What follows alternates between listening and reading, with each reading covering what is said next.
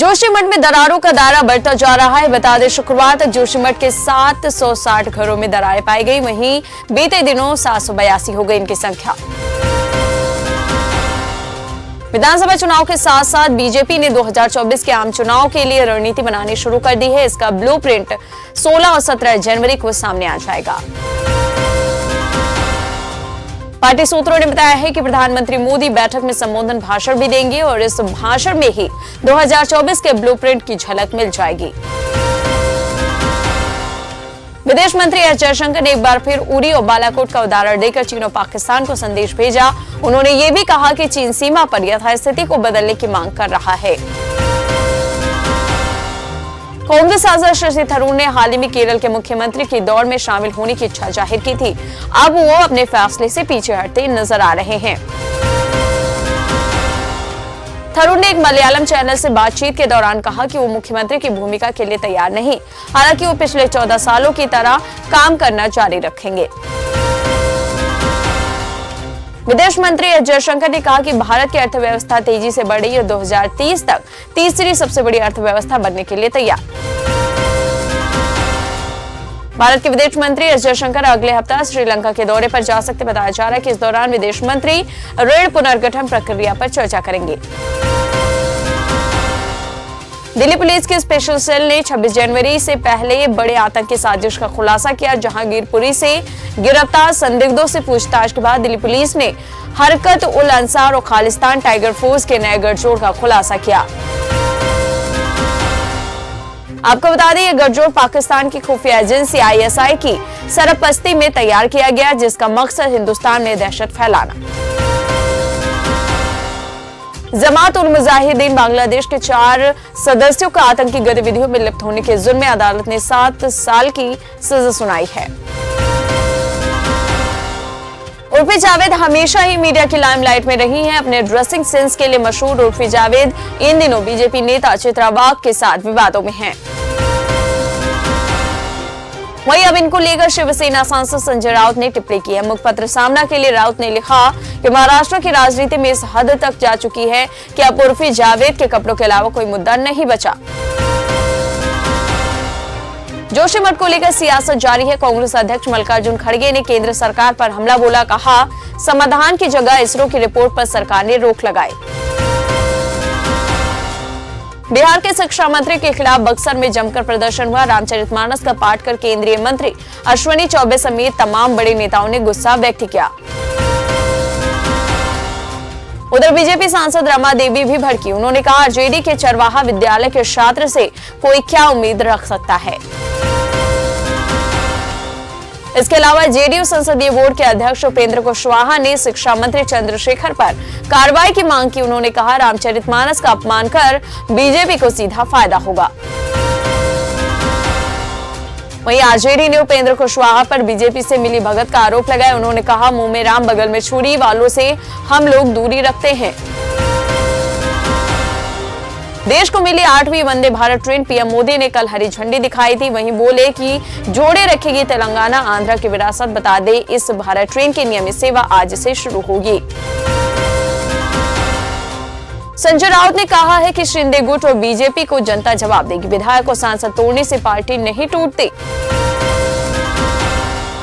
त्रिपुरा में CPM कांग्रेस गठबंधन के बीच टिपरा मोथा ने बीजेपी की सहयोगी IPFT को विलय का प्रस्ताव देकर नया दांव खेल दिया है। इससे बीजेपी की मुश्किलें अब बढ़ सकती हैं।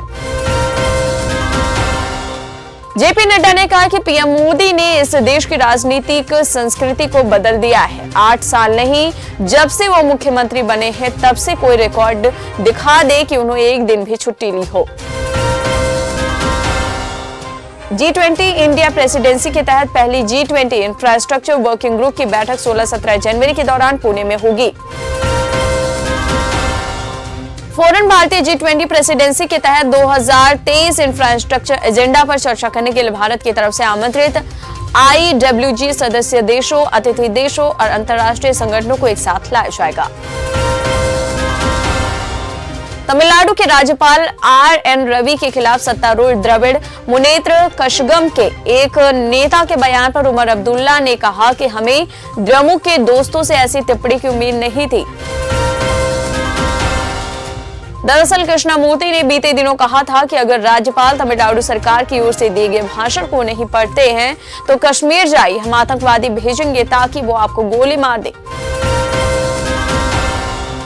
जम्मू कश्मीर के सोनमर्ग की सरबल कॉलोनी पर एवलांच का अटैक हुआ। एक के बाद एक आए दो एवलांच में एक वर्कशॉप को नुकसान हुआ, जिसके बाद रेस्क्यू ऑपरेशन चलाया गया। सीबीआई ने 1997 बैच के IRPS अधिकारी को 50 लाख की रिश्वत लेते हुए गुवाहाटी से गिरफ्तार किया।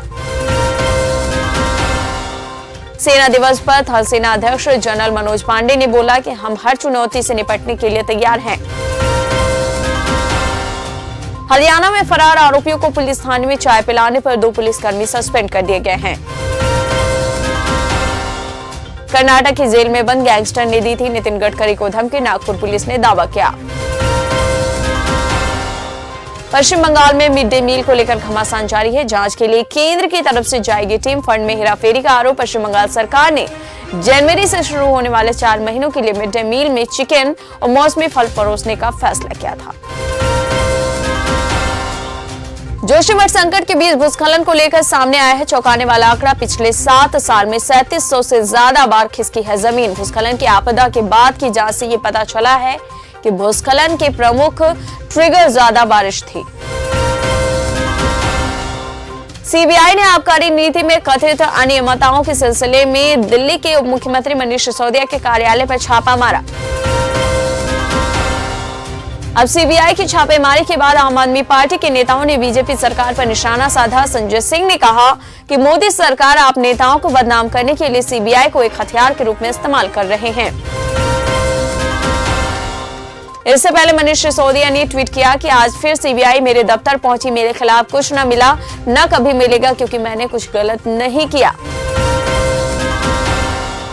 आतंकी हमले के बाद बोले उत्तरी कमान के जनरल उपेंद्र द्विवेदी कि राजौरी हीरो की जमीन है, यहाँ के लोग काफी हिम्मती हैं, ऐसे में कोई भी पड़ोसी देश साजिश में सफल नहीं हो पाएगा। पीएम मोदी कर्नाटक के हुबली में रोड शो कर रहे थे। इस दौरान 11 साल का एक लड़का अचानक उनके पास माला लेकर पहुंच गया। माला को जांच के लिए फॉरेंसिक साइंस लेबोरेटरी भेजा गया। हालांकि आपको बता दें, जांच के बाद इसमें हानिकारक या संदिग्ध पदार्थ नहीं होने की पुष्टि हुई। इस संबंध में रिपोर्ट राज्य पुलिस विभाग और विशेष सुरक्षा समूह को सौंपी गई है। संतोष सिंह की पत्नी को सोनिया गांधी ने पत्र लिखा, बोली मैं समझ सकती हूँ उस आयु में जीवन साथी का बिछड़ जाना। बता दें आपको, सांसद संतोष सिंह चौधरी का निधन शनिवार को भारत जोड़ो यात्रा के दौरान दिल का दौरा पड़ने से हुआ था। कॉलेजियम सिस्टम पर लगातार बहस जारी है। अब देश के कानून मंत्री किरण रिजिजू ने इस पर बड़ा बयान दिया। कहा कि कॉलेजियम सिस्टम की वजह से सुप्रीम कोर्ट और हाई कोर्ट के जजों का कीमती समय बर्बाद हो रहा है। बहुजन समाज पार्टी के प्रमुख मायावती ने अब कहा है कि मुझे लगता है कि ईवीएम में कुछ गड़बड़ी, अगर ऐसा नहीं है तो केंद्र सरकार और मुख्य चुनाव आयोग सामने आए और बैलेट पेपर पर चुनाव कराए। इससे मालूम पड़ जाएगा कि उनके साथ कितना वोट है और हमारे साथ कितना। चीन और पाकिस्तान को लेकर विदेश मंत्री एस जयशंकर ने खुली चेतावनी दी। कहा कि अब किसी के दबाव में भारत नहीं झुकता। तमिलनाडु स्थित मदुरै के अवियनापुरम गांव में 15 जनवरी से ही जल्लीकट्टू 2023 का आयोजन शुरू हो गया। आपको बता दें 16 जनवरी को पलमेडु और 17 जनवरी को अलंगनालूर में जल्लीकट्टू खेला जाएगा। पटना में आज खुलेंगे सभी सरकारी और प्राइवेट स्कूल। हिमाचल के पहाड़ी इलाकों में बर्फबारी, पंजाब हरियाणा में शीतलहर की वापसी। वहीं दिल्ली में 16 से 18 जनवरी तक कई जगहों पर कड़ाके की ठंड पड़ने की संभावना। पीएम मोदी 27 जनवरी को परीक्षा पे चर्चा कार्यक्रम में शिरकत करेंगे। आपको बता दें, इस कार्यक्रम के मद्देनजर बीजेपी के अध्यक्ष जेपी नड्डा ने सभी प्रदेश इकाइयों को निर्देश दिया है। कहा है कि 20 जनवरी से पहले सभी जिलों में आर्ट एवं पेंटिंग प्रतियोगिता कराई जाए। अमेरिका की ग्रेबियल मिस यूनिवर्स बन गई है। भारत की हरनाज संधू ने मिस यूनिवर्स को ताज पहनाया। RRR को गोल्डन ग्लोब अवार्ड जीतने की बधाई पूरा देश दे रहा है, लेकिन वहीं अमेरिका में फिल्म की स्क्रीनिंग में राजा मौली ने बड़ा बयान दिया। कहा RRR बॉलीवुड फिल्म नहीं है, ये भारत के साउथ की एक तेलुगु फिल्म है जहां से मैं आता हूं।